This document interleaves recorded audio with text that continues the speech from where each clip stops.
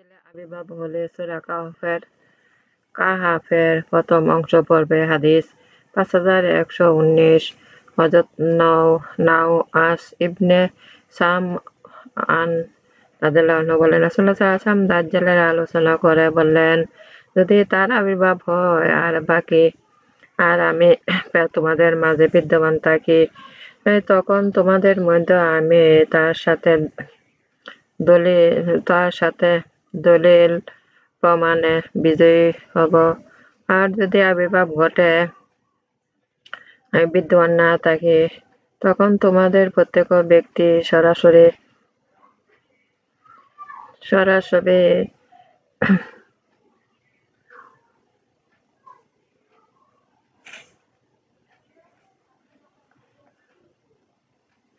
দলিল প্রমাণে তার মোকাবেলা করবে।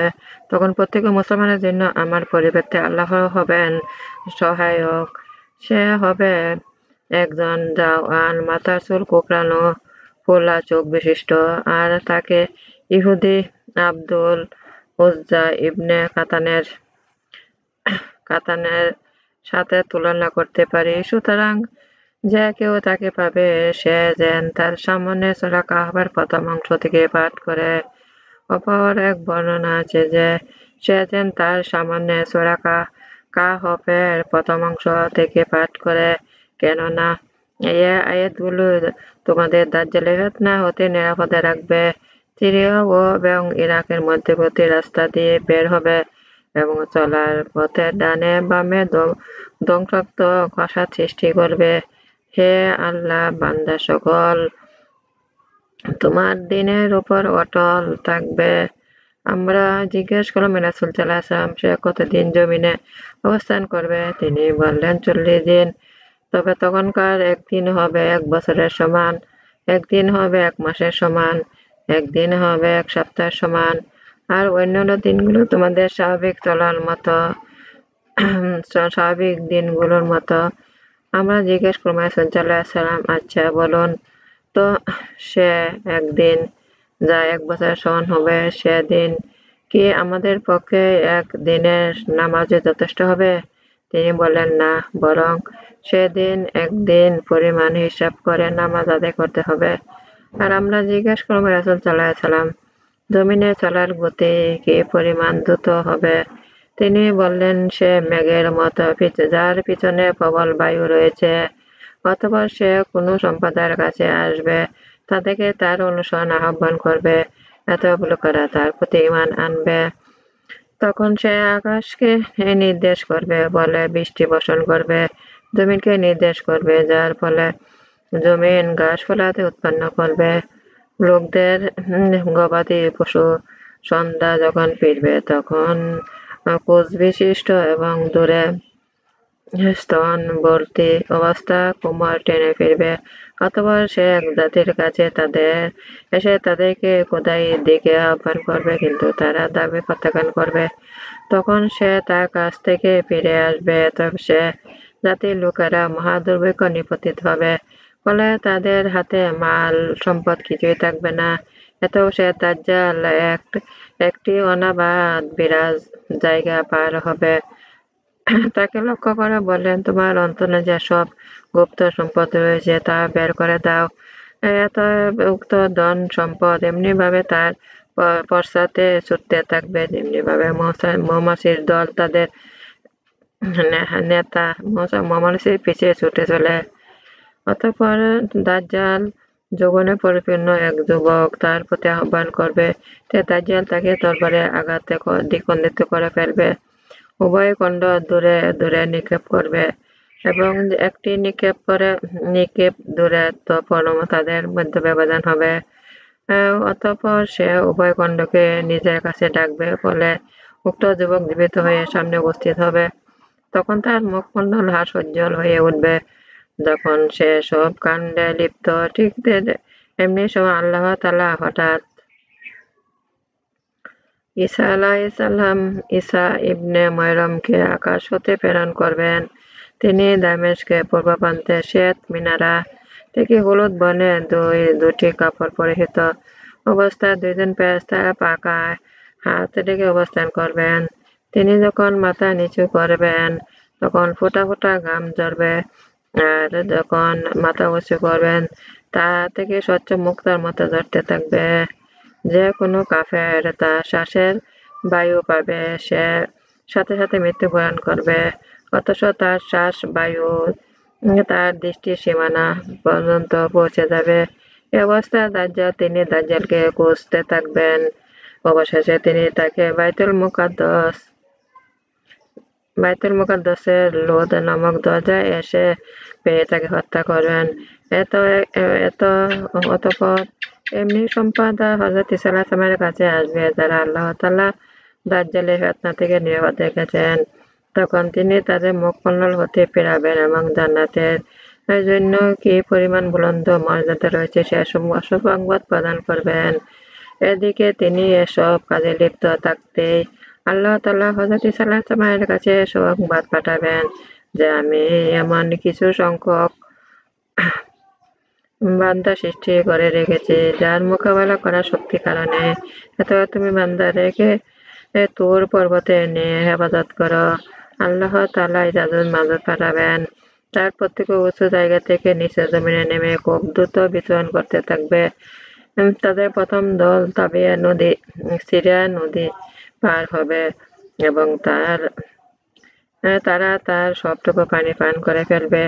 পরে তাদের সর্বদল যে স্থানে পার হবে সময় বলবে, হযরত কোনো এক সময় এখানে পানি ছিল। অতঃপর তারা সামনে অগ্রসর হয়ে কামার নামক পাহাড় পর্যন্ত পৌঁছাবে। তা বাইতুল মুকাদ্দাসের কাছে অবস্থিত পাহাড়।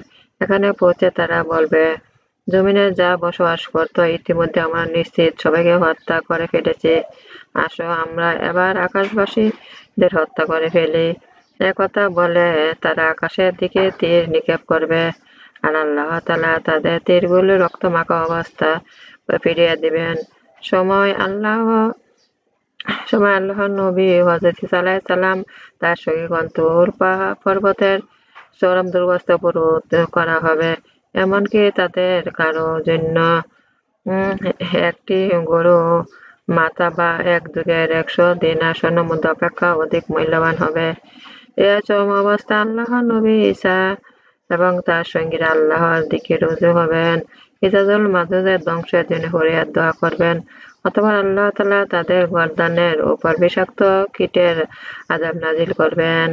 এটা উট বকরীর নাকের ডগার জন্য জন্মে, ফলে তারা মুহূর্তের মধ্যে সমূলে ধ্বংস হয়ে যাবে।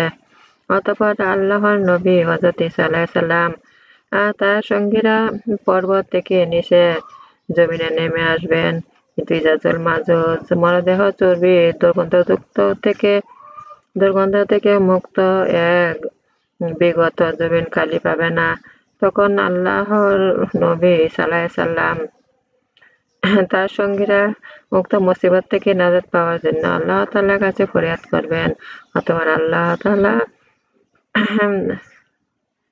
আল্লাহ তাআলা বকতী উটের গর্দানের মতো লম্বা লম্বা গর্দান বিশিষ্ট পাখির ঝাঁক প্রেরণ করবেন। পাখি দল তাদের মরদেহ তুলে নিবে এবং যেখানে আল্লাহর ইচ্ছা সেখানে নিয়ে নিক্ষেপ করবে। অবশ্য অপর এক বর্ণনা তাদের বলা নহবল নামক স্থানে ফেলে দিকে এবং মুসলমানরা তাদের ধনুক তীর রাখা আর কোষসমূহ 7 বছর পর্যন্ত লক্ষ্মী স্বরূপ জ্বলতে থাকবে।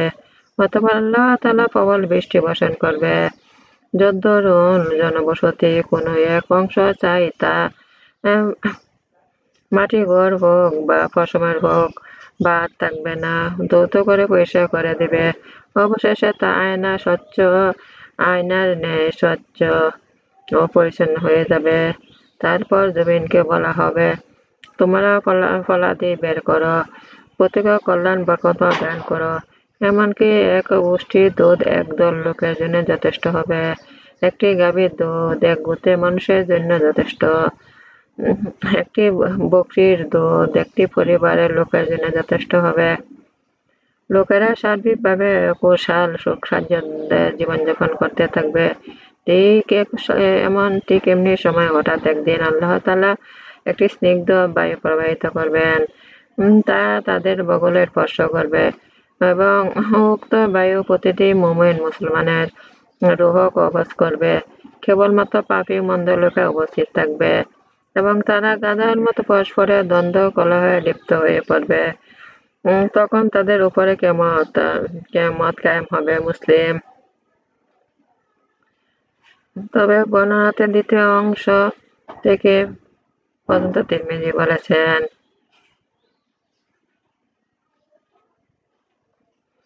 দাজ্জালের হত্যাকারী হবে বড় শহীদ। হাদিস 5120। হযরত আবু সাঈদ খুদরী রাদিয়াল্লাহু আনহু বলেন, রাসূল সাল্লাল্লাহু আলাইহি ওয়াসাল্লাম বলেছেন, একসময় দাজ্জাল আবির্ভাব ঘটবে। একজন মুর্দে মুসলিম তার সামনে যাওয়ার জন্য রওনা হবে। তখন অস্ত্র-শস্ত্রে সজ্জিত একদল দাজ্জাল বাহিনীর সাথে দেখা হবে। তারা জিজ্ঞেস করবে, তুমি কোথায় যেতে ইচ্ছে করছো? সে বলবে, ওই ব্যক্তির কাছে যেতে চাই যে বের হয়েছে। রাসূল সাল্লাল্লাহু আলাইহি ওয়াসাল্লাম তখন তাদের লোকটিকে বলবে, তুমি কি আমাদের রবের দাজ্জালের প্রতি ঈমান আনোনি? সে বলবে, আমাদের প্রকৃত রব তো অজানা নয়। তখন তারা বলবে, ওই লোকটিকে কতল করে ফেলো। তখন তারা পরস্পর বলবে, তোমাদের রব কি এ বলে নিষেধ করেনি যে সামনে হাজির করা ছাড়া কাউকে তোমরা হত্যা না করো?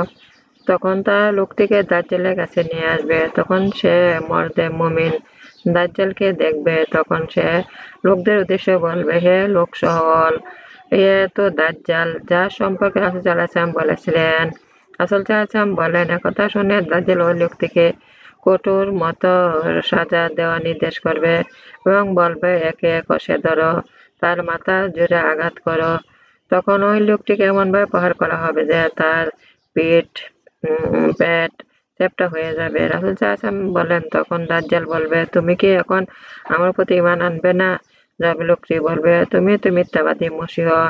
এবার দাজ্জাল লোকটিকে করাত দিয়ে ছিঁড়ে ফেলার নির্দেশ দেবে।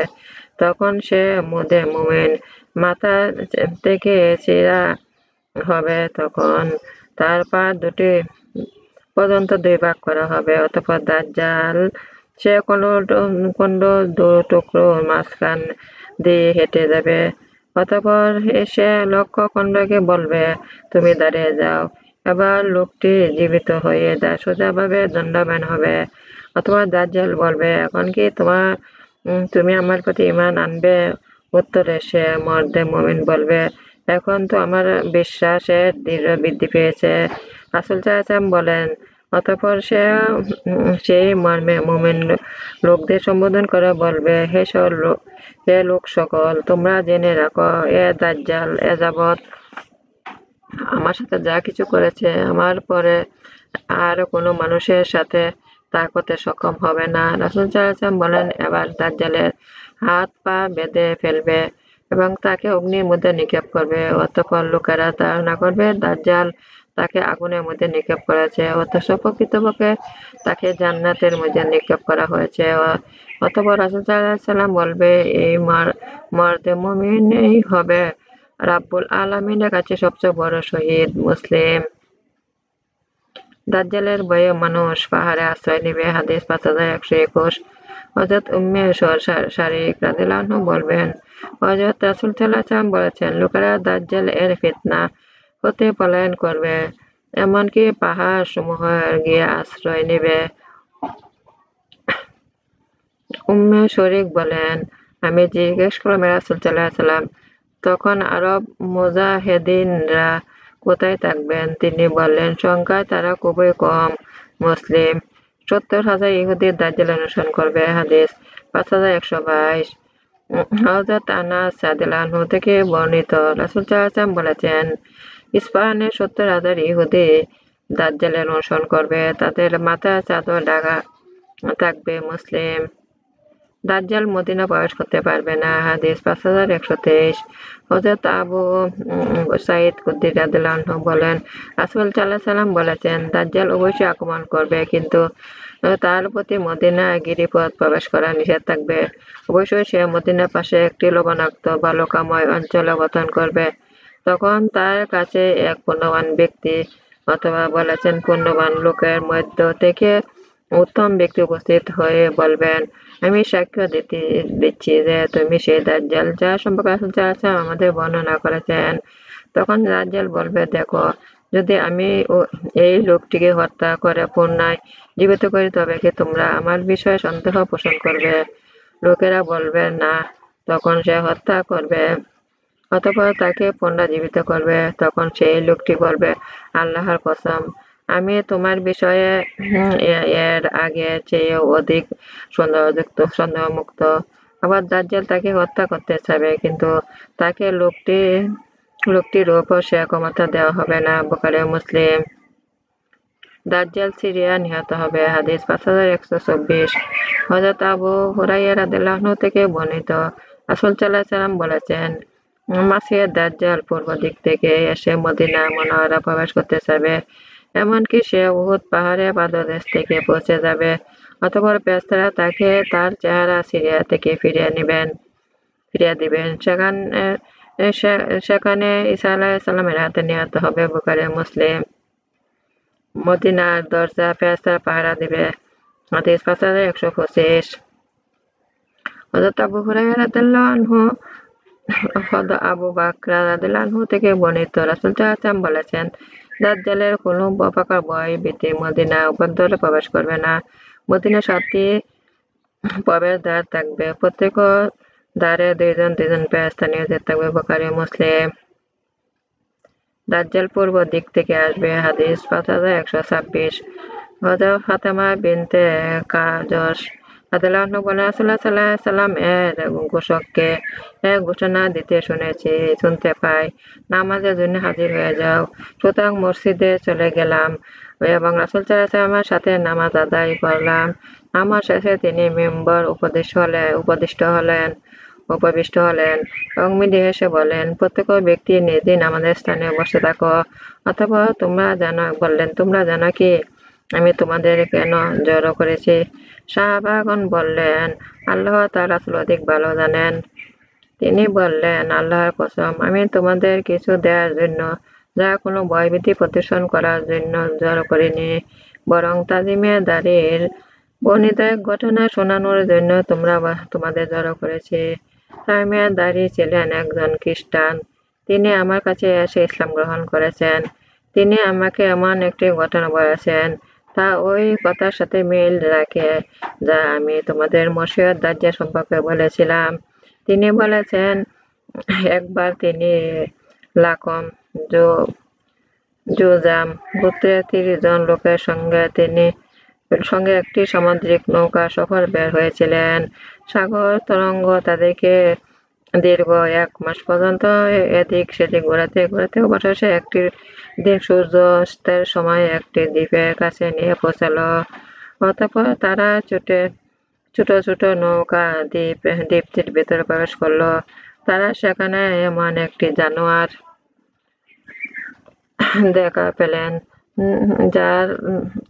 যার সারা দেহ বড় বড় পশম ঢাকা। অধিক পশমের কারণে তার অগ্রপশ্চাতে কিছুই নির্ণয় করা যায়নি। তখন তারা তাকে লক্ষ্য করে বললেন, তোর অমঙ্গল হোক। তুই কে? জানোয়ার বলল, আমি জাসসা, অর্থাৎ গুপ্ত সংবাদ খোঁজকারিনী। তোমরা এক গির্জায় আবদ্ধ লোকটির কাছে যাও, সে তোমাদের তথ্যাদি শোনার ও জানার প্রত্যাশী। তামিমে দাড়ি বলেন, উক্ত জন্তুর কাছে লোকটির কথা শুনে তার প্রতি আমাদের অন্তরে ভয়ের সঞ্চার হলো যে প্রত্যাশী যে তার পেত্নী হতে পারে। তখন আমরা তাড়াতাড়ি সেখানে গেলাম। গির্জায় প্রবেশ করে সেখানে এমন একটি বিরাট দেহ বিশিষ্ট মানুষ দেখতে পেলাম, এর আগে আমরা কখনো দেখতে পাইনি। সে ছিল খুব শক্ত ভাবে বাঁধা অবস্থা। তার ঘাড়ের সাথে হাঁটুদ্বয় নিচে উভয় গিঁটের সাথে লোহক ও শিকল দিয়ে একত্রে বাঁধা ছিল। আমরা তাকে বললাম, তোর অকল্যাণ হোক, তুই কে? সে বলল, নিশ্চয়ই তোমরা আমার সম্পর্কে জানতে পারবে, তবে তোমরা প্রথমে আমাকে বলো তোমরা কে? তারা বললেন, আমরা আরবের লোক। আমরা সমুদ্রে একটি নৌকা আরোহী ছিলাম। দীর্ঘ 1 মাস সাগরের ঢেউ আমাদের একদিকে সেদিকে ঘুরে এখানে এনে পৌঁছেছেন। অতঃপর আমরা এ দ্বীপে প্রবেশ করার পর সারা দেহ ঘন পশমে আবৃত এমন একটি জন্তুর সাথে আমাদের দেখা হলো। সে বলল, আমি যাচ্ছি। সে আমাদের গির্জা বলায় আমরা তাড়াতাড়ি তার কাছে এসে হাজির হয়েছি। সে বলল, আচ্ছা, তোমরা আমাকে বলো তো দেখি, বাইশান এলাকার খেজুর বাগানে ফল আসে কি? তখন বললাম, হ্যাঁ, আসে। সে বলল, অদূর ভবিষ্যতে সে বাগানে ফল ধরবে না। অতঃপর সে বলল, আচ্ছা বলো দেখি, তাবারিয়া এ নদীতে পানি আছে কি? আমি বললাম, হ্যাঁ, তাতে প্রচুর পরিমাণে পানি আছে। সে বলল, অচিরে তার পানি শুকিয়ে যাবে। এবার জিজ্ঞেস করলো, আচ্ছা বলো দেখি, জোগাড় ঝর্ণার পানি আছে কি? সেখানকার অধিবাসীরা উক্ত ঝর্ণার পানি দিয়ে তাতে ক্ষেত খামারে ফলাদি উৎপন্ন করে। অথবা সে জিজ্ঞেস করলো, আচ্ছা বলো দেখি, উম্মীদের নবীর সংবাদ কি? আমরা বললাম, তিনি মক্কা থেকে হিজরত করে বর্তমানে ইয়াসরেব মদিনায় অবস্থান করেছেন। সে জিজ্ঞেস করলো, বলো দেখি, আরবরা কি তার সাথে লড়াই করেছিল? আমরা বললাম, হ্যাঁ করেছে। সে জিজ্ঞেস করলো, তিনি সেই নবী, তাদের সাথে কি আচরণ করেছে?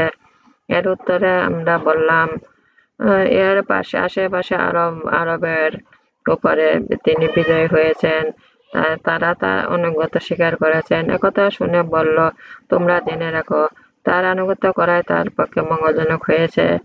আচ্ছা, এবার আমি আমার অবস্থা বর্ণনা করছি। আমি মাসিহে দাজ্জাল। অদূর ভবিষ্যতে আমাকে বের হওয়ার অনুমতি প্রদান করা হবে। আমি বের হয়ে জমিনে বিচরণ করব। মক্কা মদিনা ছাড়া আর এমন কোনো জনপদ বাকি থাকবে না সেখানে আমি 40 দিনে প্রবেশ করব না। সে দুটি স্থান প্রবেশ করা আমার উপর নিষেধ করা হয়েছে। যখন আমি তার কোনো একটিকে প্রবেশ করতে চাব, তখন মুক্ত তরবারি হাতে ফেরেশতা এসে আমাকে প্রবেশ করা থেকে বাধা প্রদান করবে। বস্তুত তার প্রতিটি প্রবেশ পথে ফেরেশতা পাহারাদারত রয়েছে। বর্ণনাকারী বললেন, এ পর্যন্ত বর্ণনা করো। আপন লাঠি দিয়ে মিম্বরে টোকা দিয়ে বললেন, এবার তাইবাহ, এটা তাইবাহ অর্থাৎ মদিনা। অতঃপর তিনি বললেন, বলো দেখি, ইতিপূর্বে আমি কি তোমাদের হাদীসটি বর্ণনা করিনি? লোকেরা বলল, জি হ্যাঁ। অতঃপর তিনি বললেন, দাজ্জাল সিরিয়া কোনো এক সাগরে অথবা ইয়েমেনের কোনো এক সাগরে আছে। পরে বললেন, না, বরং সে পূর্ব দিক থেকে আগমন করবে। এ বলে তিনি হাত দিয়ে পূর্ব দিকে ইশারা করলেন। মুসলিম।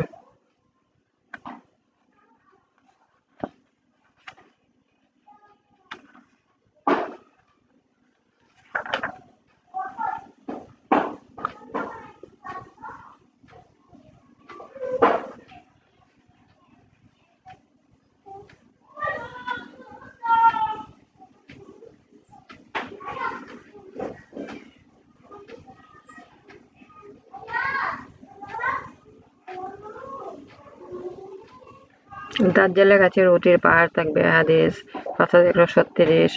হযরত মুগীরা ইবনে শুবা রাদিয়াল্লাহু আনহু বলেন, দাজ্জাল সম্পর্কে রাসূল সাল্লাল্লাহু আলাইহি ওয়াসাল্লামের কাছে আমরা চাইতে অধিক প্রশ্ন আর কেউ করেনি। তিনি আমাকে এটাও বলেছেন যে, তোমার কোনো ক্ষতি করতে পারবে না। আমি বললাম, যেহেতু লোকেরা বলাবলি করে যে দাজ্জালের সাথে রুটির পাহাড় এবং ঝর্ণার পানি থাকবে, তখন রাসূল সাল্লাল্লাহু আলাইহি ওয়াসাল্লাম বললেন, সে তো আল্লাহর কাছে এ বিষয়ে গহীন প্রমাণিত হবে। বুখারী ও মুসলিম। দাজ্জাল সাদা গাধার সওয়ার হয়ে আসবে। হাদিস 5137। হযরত আবু হুরায়রা রাদিয়াল্লাহু আনহু থেকে বর্ণিত, রাসূল সাল্লাল্লাহু আলাইহি ওয়াসাল্লাম বলেছেন, দাজ্জাল একটি কফের সাদা বর্ণের গাধা সওয়ার হয়ে বের হবে। তার উভয় কানের মধ্য স্থানটি 70 বা চওড়া হবে। প্রত্যেক হাতকে প্রশস্ত বলে সে পরিমাণ লম্বা হয়, তাকে বলে। আমার নামাজ, আমার উপাসনা, আমার জীবন, আমার সব আল্লাহ। আমি আল্লাহর কাছে আত্মসমর্পণ করছি। আমার রব, আমাকে আল্লাহ আনুগত্য বানান, রাসূলের আনুগত্য বানান। আল্লাহ উপদেশ পালন করতে শক্তি দান করুন। দুনিয়া আখিরাতে কল্যাণ দান করুন। দুজকে অগ্নি হতে আমাকে রক্ষা করুন। আমার প্রিয় নবী হযরত মুহাম্মদ সাল্লাল্লাহু আলাইহি ওয়াসাল্লামের রাসূল, আমার জীবনে গুনাহ ক্ষমা করুন। আমার ভিডিওগুলো আপনি একটু বেশি করে শেয়ার করুন, বেশি করে সাবস্ক্রাইব করুন।